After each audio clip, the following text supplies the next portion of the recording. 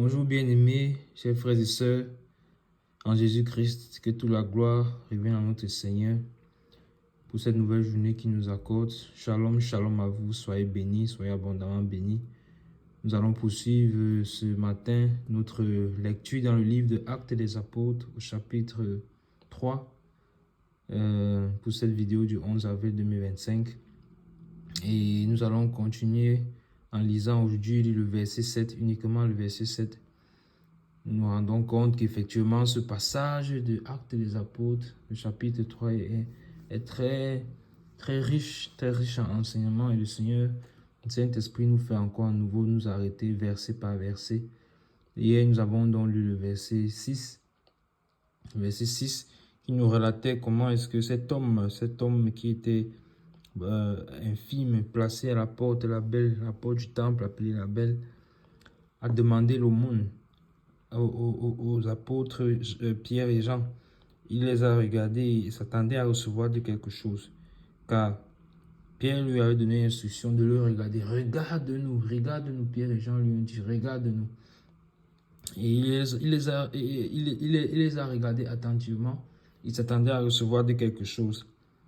Et la parole de Dieu nous a fait savoir hier au verset 6 que Pierre lui a dit clairement, je n'ai ni argent ni or, mais ce que j'ai, je te donne. Au nom de Jésus-Christ Nazareth, lève-toi et marche. Voilà ce que Pierre avait, apôtre Paul. Pierre, voilà ce qu'il a reçu. Voilà ce qu'il savait qu'il avait reçu. Il a parlé avec foi, avec assurance. Ça ne faisait pas longtemps qu'il avait reçu le Saint-Esprit, mais il savait ce qu'il avait. Oh Saint-Esprit, puisses-tu, Père, nous révéler ce que tu nous as donné. Révèle-nous, Seigneur, les dons que tu nous as donnés. Vous voyez, ça ne faisait pas longtemps qu'il a été baptisé du Saint-Esprit, mais il savait ce qu'il avait. Et il savait même que ce qu'il avait là, il pouvait le transmettre. Il dit, ce que j'ai, je te donne. Amen. Il y a plus de bonheur à donner qu'à recevoir. Que cette souffrance est terminée. Cette souffrance pour toi est terminée aujourd'hui. Ne va-t-elle pas plus ne vaut-elle pas plus que l'aumône, que l'argent, que l'or, la guérison, la restauration du corps? Cela vaut plus que l'argent.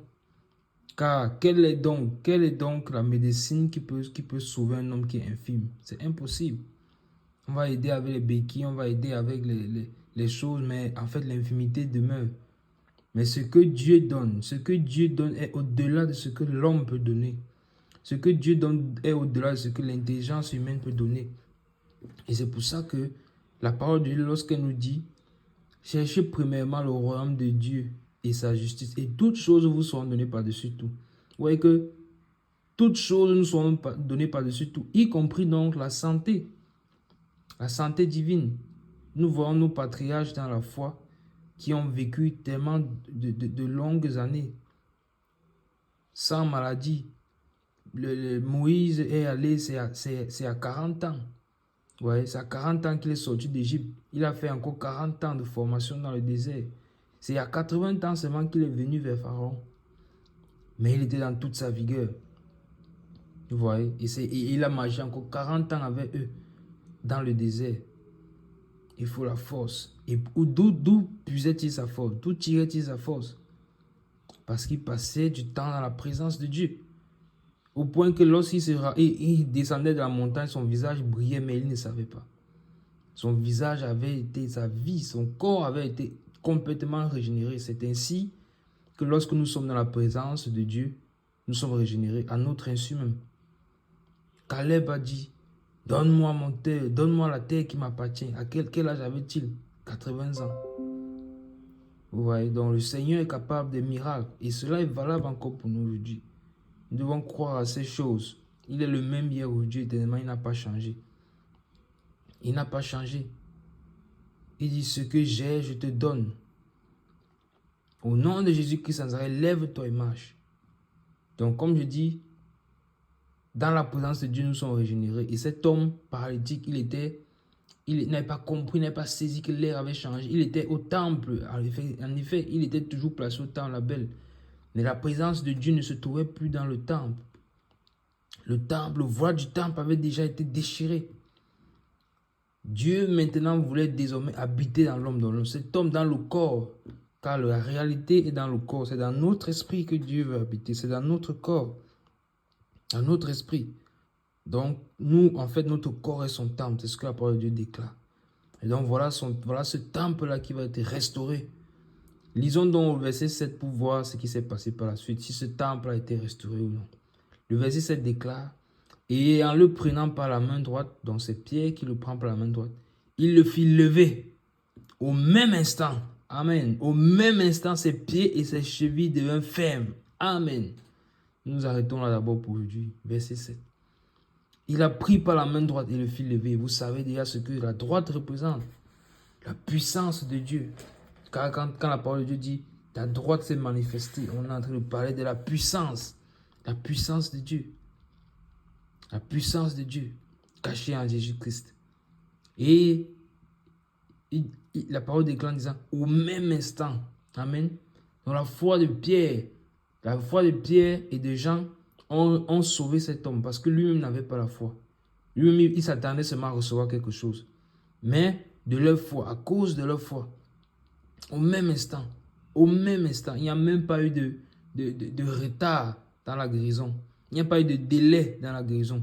La guérison a été instantanée. Ses pieds et ses chevilles se sont raffermis tout de suite. Au son qui est sorti, à cette parole, ce que je te donne, au nom de Jésus-Christ Nazareth, lève-toi et marche. Lorsque nous proclamons le nom de Jésus-Christ, mes bien-aimés, sachons qu'il y a la puissance. Et il y a de la puissance dans le nom de Jésus. Et il y a même un chant qui le dit. La puissance est dans le nom de Jésus.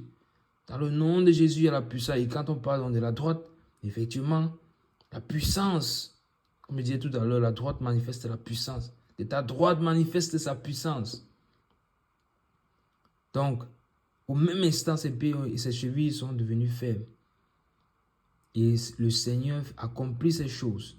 Et il n'a pas changé. Il n'a pas changé. Il n'a pas changé. On ne va pas lire le verset 8. Au même instant, ses pieds et ses chevilles deviennent fermes. Au même instant. Donc, mes bien-aimés, crois, ma bien-aimée, crois, mon bien-aimé, crois que le Seigneur accomplit encore ces choses aujourd'hui. Mais comme nous avons vu, ce n'est pas pour les choses qu'il accomplit que nous devons aller vers lui. Ce n'est pas pour les choses qu'il accomplit que nous devons le chercher. Quand nous avons dit, cherchez premièrement le royaume de Dieu et toutes choses seront données par-dessus tout. Donc c'est d'abord le Seigneur qu'on recherche. Et les autres choses nous suivent. Vous voyez, toutes choses nous seront données par-dessus tout. Donc les autres choses nous suivent. Et la parole de Dieu déclare, qu'est-ce qu'elle dit? La parole de Dieu nous déclare que lorsque nous nous approchons du Seigneur, nous devons croire en fait qu'il est le rémunérateur de ceux qui le cherchent.